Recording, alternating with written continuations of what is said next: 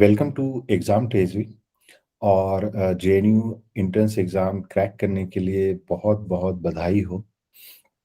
So thank you आप sir. Selection JNU में MA पीआईएसएम में हुआ है, राइट? हाँ सर, यही सर।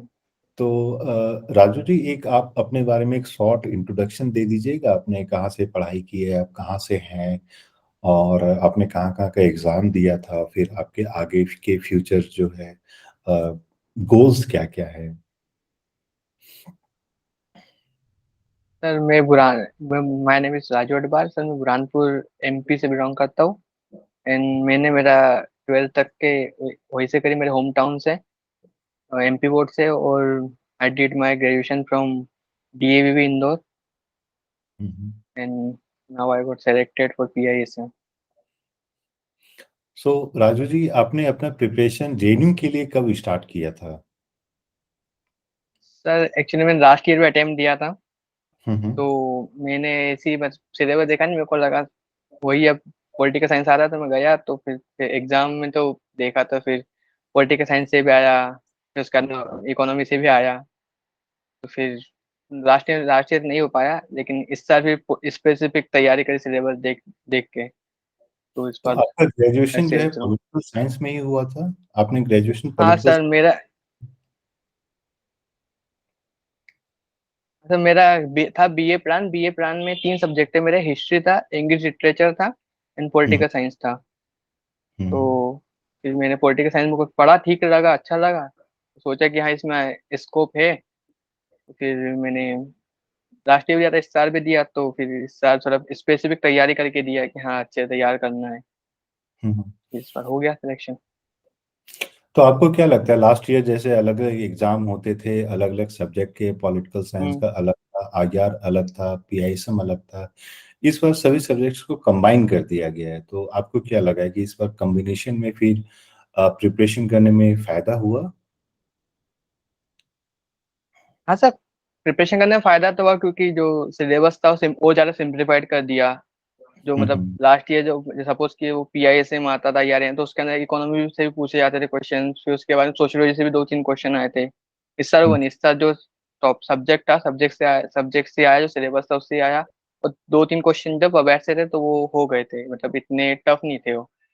हुँ, तो इस हुँ। बार थोड़ा मेरे को लगता है इजी हो गया है, बट इजी होने के साथ साथ थोड़ा कंपटीशन बढ़ गया, क्योंकि पहले ये बच्चे होते थे कि स्पेसिफिक सपोज कि पीआईएसएम की तैयारी करे तो उस पीआईएसएम के लिए अप्लाई करते थे। अब बच्चे पॉलिटिकल साइंस के लिए पढ़ते थे, पॉलिटिकल साइंस के साथ साथ फिर जब वो अप्लाई करते थे तो सभी के लिए अप्लाई करते थे, तो कंपटीशन उसमें और ज्यादा बढ़ गया, मुझे लग रहा है ये। हुँ, हुँ। तो इन टर्म्स ऑफ जैसे मान लीजिए आप प्रिपरेशन की अगर हम लोग बात करते हैं तो आपने सिर्फ पॉलिटिकल साइंस नहीं पढ़ा था लेकिन पॉलिटिकल साइंस के साथ साथ आपकी हिस्ट्री भी थी, इंग्लिश लिटरेचर भी थी। हम्म। तो आपका जो सिलेबस था आपके कॉलेज में और सीयूईटी का जो सिलेबस था तो उसमें कितने ज़्यादा आप बोल सकते हैं कि सिमिलरिटी थी और सिलेबस के बस अपार्ट फ्रॉम आपको और क्या-क्या पढ़ने की ज़रूरत थी? तो सिलेबस तो लगभग सेम ही था, बट अराउंड 80% का लगभग सिलेबस सेम ही था। हुँ, हुँ। तो मुझे नहीं लगता कि कुछ वारिएशन, क्योंकि जो मैंने उधर बीए में पढ़ा था वही सेम आया, बस थोड़ी सी एडिशनल चीजें सब, जैसे पब के लिए कुछ पढ़ना पड़ा था मुझे मुझे लगा था कि 2-4 क्वेश्चन आएंगे, तो मैंने थोड़ा एक्स्ट्रा पढ़ लिया था पीवाईक्यू से। बाकी तो फिर आईआर के लिए कुछ थोड़ा एक्स्ट्रा पढ़ना पड़ा था। पवेट की आपने प्रिपरेशन कैसे की? कहाँ से की? कौन से बुक से की? सर मेरी थोड़ी सॉरी प्रिपरेशन अनकन्वेंशनल रही है, मैंने एक भी बुक नहीं पढ़ी, नॉट इवन सिंगल बुक। हुँ, हुँ। तो मैंने पबैट स्पेसिफिक बताऊँ तो मैंने प्रीवियस ईयर क्वेश्चन पेपर देखे, तो मैंने देखा कि पबैट के कुछ एकदम 20 से 30 क्वेश्चन है वही रिपीट हो रहे, बार हुँ, बार हर एग्जाम में वही रिपीट हो रहे, तो मैंने उन्हीं को अच्छे से कर लिया था, उसी से क्वेश्चन आ गए पूरे, जो भी हुँ। आना था। 4 क्वेश्चन है, वो चारों क्वेश्चन उसी से सॉल्व भी हो गए। तो प्रीवियस ईयर पेपर्स आपने कौन-कौन से यूनिवर्सिटीज़ के देखे थे? सर मैंने प्रीवियस ईयर जेएनयू के पीआईएसएम के 3 साल के देखे थे, पीओएलएम के 3 साल के देखे थे, आईआरएम के 3 साल के देखे थे, उसके अंदर में डीयू के पिछले 5 साल के देखे थे, हुँ, हुँ। हैदराबाद सेंट्रल यूनिवर्सिटी के 5 साल के देखे थे, ओस्मानिया के 2 साल के देखे थे, पौंडीचेरी के 3 साल के, मतलब ये सब अराउंड मैंने 25 पीवाईक्यूज देखे थे, टोटल 25 क्वेश्चन पेपर पीवाईक्यू के देखे थे। हुँ। और उसके बाद जो है जब आपने आपकी प्रिपरेशन हो गई तो इन टर्म्स ऑफ क्वेश्चन किस तरीके से पूछा जाएगा, इस पे अभी भी जो है हुँ, सिलेबस चेंज हो गया था। ये फर्स्ट टाइम सीयूईटी का एग्जाम हुँ, हुआ था। पहले सीईटी का एग्जाम हुआ था लास्ट ईयर के तक, लेकिन उनके क्वेश्चन के पैटर्न को अगर आप देखिएगा, डिफिकल्टी लेवल्स, तो वो टोटली डिफरेंट थे। और इस बार का जो क्वेश्चन पेपर था वो टोटली डिफरेंट हुँ, था, in terms of difficulty level, not in terms of pattern. ठीक है। तो कहीं ना कहीं वो एक अनसर्टेनिटी थी इन टर्म्स ऑफ कि कौन से टॉपिक का ज्यादा वेटेज होगा, कौन से टॉपिक का कम वेटेज होगा। तो क्या आपने टॉपिक वाइज भी ये डिफाइन कर रखा था कि इस टॉपिक को मुझे 100% पहले कवर अप करना है, इस टॉपिक से हो सकता है कम क्वेश्चन आए, तो क्या आपने टॉपिक वाइज कुछ वेरिएशंस किया था इन टर्म्स ऑफ किस पे कितना समय देना है? हाँ सर, वो मैंने देखा था क्योंकि जैसे वेस्टर्न पॉलिटिकल थॉट से हर साल 20 क्वेश्चन अराउंड आते हैं, 20-22 क्वेश्चन, फिर आउट ऑफ 75। तो मैंने उसको ज़्यादा वेटेज, उस पे ज़्यादा फोकस किया। उसके बाद फिर इंडियन गवर्नमेंट एंड पॉलिटिक्स, उस पे ज़्यादा फोकस, क्योंकि उससे भी 20-25 क्वेश्चन आराम से, मतलब 50-50 क्वेश्चन थे, ये दो टॉपिक ने कवर कर लिए। तो बच्चे हुए हम्म क्वेश्चन 20, 15 से 20 क्वेश्चन के अराउंड IR से आती है। तो ये हम्म 3 टॉपिक मेरे अराउंड 50 से 60 क्वेश्चन का अराउंड इससे आ रहा है आउट ऑफ 75। तो मैंने हम्म। इन 3 को ज्यादा वेटेज दिया, ज्यादा ज्यादा फोकस इन 3 टॉपिक्स पे किया as compare to others topic. और इंडियन पॉलिटी आपने कैसे कवर अप किया था? सर मैंने इंडियन बॉडी के तो लक्ष्मीकांत पढ़ी थी बस। हम्म। लक्ष्मीकांत भी, हाँ लक्ष्मीकांत ही पढ़ी थी बस। लक्ष्मीकांत। और और PYQ देख रहे थे। उसके अलावा जो एक इंडिया वाला टॉपिक था जिसमें कि इंडियन गवर्नेंस था या पॉलिसीज पोस्ट इंडिपेंडेंस था, तो ये सब हम्म। टॉपिक आपने कैसे कवर अप किया? क्या सोर्सेज थे सर आपके? ये जो हाँ सर, इसके लिए तो मैंने यही यूट्यूब के लेक्चर देख लिए थे, उसी से कर दिया था। पॉलिसीज वाला आ गया था, गवर्नेंस वाला आ गया था, ये तो यूट्यूब से हम्म ही मैंने कवर कर दिया था।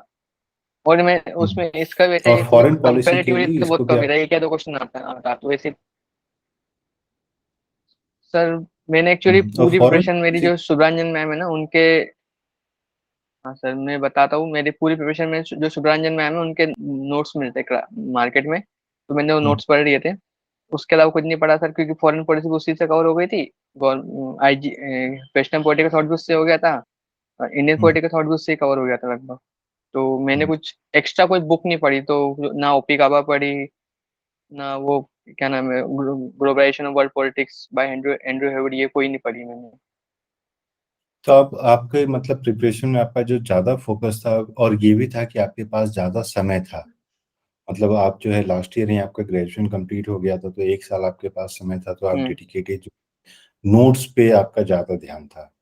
हाँ सर, मैंने ईच एंड एवरी टॉपिक के एक हर topic, even western political thought का सपोज कि प्लेटो, मैंने प्लेटो के भी नोट्स बनाए थे। प्लेटो के हम्म नोट्स, हर टॉपिक के नोट्स बनाए थे, हर टॉपिक के। हम्म। तो इस हिसाब से आप ये बताइए, प्रीवियस ईयर को सॉल्व करना कितना इम्पोर्टेंट हो जाता है, क्योंकि बहुत सारे लोग बोलते हैं कि अब मुझे सीयूटी का एग्जाम देना है, तो डीयूईटी का हम्म। क्यों पेपर सॉल्व करूं या जामिया का पेपर क्यों सॉल्व करूं? तो आपके हिसाब से हर एक यूनिवर्सिटी का, क्योंकि आपने बहुत सारे अलग अलग यूनिवर्सिटी का पेपर देखा, पौंडीचेरी का, हैदराबाद का, डीयू का, उस्मानिया का, तो प्रीवियस पेपर देखने से आपको किस तरीके से एडवांटेज मिला है, और आप क्यों सजेस्ट कीजिएगा कि हाँ प्रीवियस पेपर को हम लोगों को देखना चाहिए? सर प्रीवियस ईयर तो मोस्ट इम्पोर्टेंट है, क्योंकि सर नेट जो एग्जाम तो NTA ले रहा है। तो NTA के हम्म अंदर कुछ नंबर ऑफ पीपल होंगे जो एग्जाम बनाए, जो क्वेश्चन पेपर बनाएंगे। तो हम्म उनके उनके बाद में कुछ नंबर ऑफ क्वेश्चंस होंगे, क्वेश्चन बैंक। तो हम्म वो थोड़ी ना चेंज होने वाला है। तो वो बस डिफिकल्टी लेवल चेंज होगा कि हाँ ठीक है जी, JNU के लिए बना, JNU को थोड़ा डिफिकल्ट बनाओ, दूसरी यूनिवर्सिटी के लिए बनाया तो थोड़ा मॉडरेट बना लो। तो क्वेश्चन बैंक हम्म का सेम होने वाला है, तो घूमेगा तो वही क्वेश्चन, तो वही घूमने वाले। तो टॉपिक तो थीम तो वही होने वाली है ना। तो इसीलिए सब हम्म क्या नाम, PYQs very important sir. Each I think मेरे में तो आप बता, मैंने एज मेंशन आया दिया कि मैंने 20-25 का PYQs का, तो वहां से सर हर साल का PYQ करेंगे, PYQ से सर हर साल अराउंड 20-30 क्वेश्चन रिपीटेड होते हैं, इस साल भी थे। हम्म तो हर साल रिपीट, और क्वेश्चन नेचर क्वेश्चन ऐसे है ना सर कि रिपीट होते ही ये क्वेश्चन। आप कोई ना कोई इन्वेस्टिगेशन कर लो, आपको कुछ रिपीटेड क्वेश्चन मिल ही जाएगा कैसे न कैसे।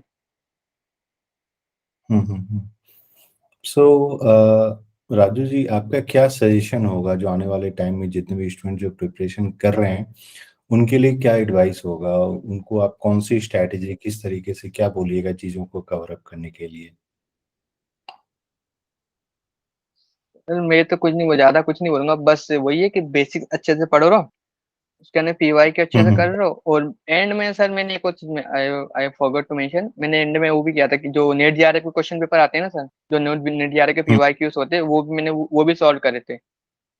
तो हम्म। उससे भी, क्योंकि बहुत सारे मैं सुना था कि उससे भी question as it is repeat हो जाते हैं, not as it is statement हो गया, या फिर क्वेश्चन वो कोई थीम रिपीट हो जाएंगी वहां से। तो मैंने वो भी करे थे, मैंने वो भी कम से कम 10 से 15 क्वेश्चन क्वेश्चन पेपर वो भी लगाए थे, मतलब 10, मतलब 2015 से 22 तक के लगाए थे मैंने।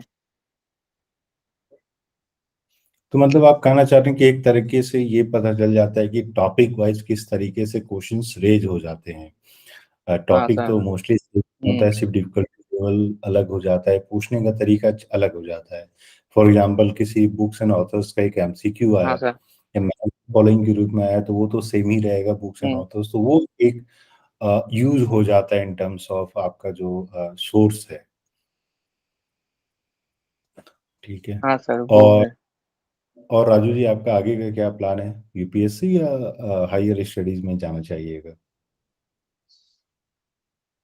हाँ सर सोचा था यूपीएससी, अभी तो देखते हैं, अब तैयारी चल रही है, मतलब अभी पहले तो सर एडमिशन हो जाए, वहाँ पे जाके हम्म। डॉक्यूमेंट वेरिफिकेशन, उसके बाद में देखते हैं। ठीक है। तो राजू जी, हम लोगों से बात करने के लिए धन्यवाद। आपने अपना कीमती वक्त दिया है और मैं आशा करता हूँ कि आपने जो भी चीज़ें बताई है वो सारा जो है आने वाले टाइम में स्टूडेंट्स आपकी बातों को फॉलो करेंगे और शायद बहुत सारे लोग फॉलो करके जेएनयू भी पहुंचेंगे।